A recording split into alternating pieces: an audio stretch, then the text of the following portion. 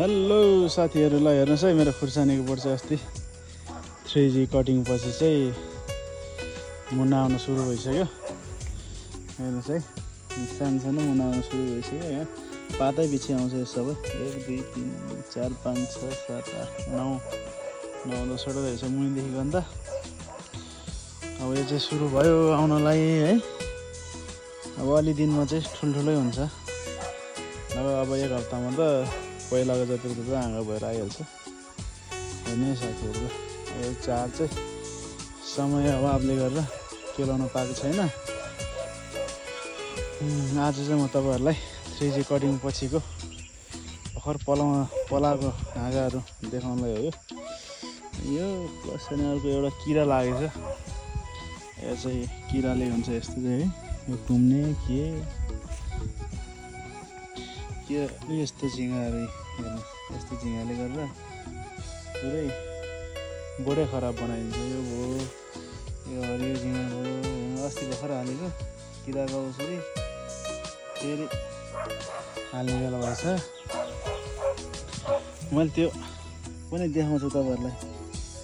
त्यो औषधि पनि कुन चाहिँ प्रयोग गरेको छु भनेर देखाउँछु। मैले अर्ग्यानिक झोलहरू चाहिँ प्रयोग गरेको छैन। मैले चाहिँ अब उसमा औषधि पसलमा गएर जुन दिन्छ त्यही ल्याएर हालेँ। त्यसको पनि म फोटो हाल्छु, भिडियो हाल्छु तपाईँहरूलाई। औषधि हालेको अहिले चाहिँ यति राम्रो भएर आएको छ कि बोटहरू हेर्नु, यति राम्रो भयो। अनि मल हाल्यौँ, मलपछि कटिङ गऱ्यौँ, कटिङ गरेर झन् क्या राम्रो भइरहेको छ बिरुवाहरू। तर फल चाहिँ ढिलो है, फेरि ढिलो चाहिँ एकदम ढिलो। मैले पहिला 15-20 दिन ढिला होला जस्तो लागेको थियो। अहिले विचार गर्दा त अब 1 महिना ढिला हुन्छ कि।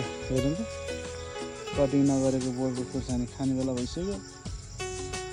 पुरै फुल आएर मजाले फलिरहेछ। अब अलि दिनमा त टिप्ने बेला नै हुन्छ यो। अरूमा हाँगा आइरहेछ भर्खरै। अब यो हाँगा बढ्नु पऱ्यो, बढेपछि बल्ल फुल लाग्छ। कुनै कुनैमा चाहिँ लगभग फुल फुलिसकेको थियो। फुल फुले पनि मैले टिपेर फ्यालिदिएँ। अब सबैमा एकैचोटि गरौँ भनेर। बोट चाहिँ राम्रो छ, यति राम्रो बोटहरू छ है।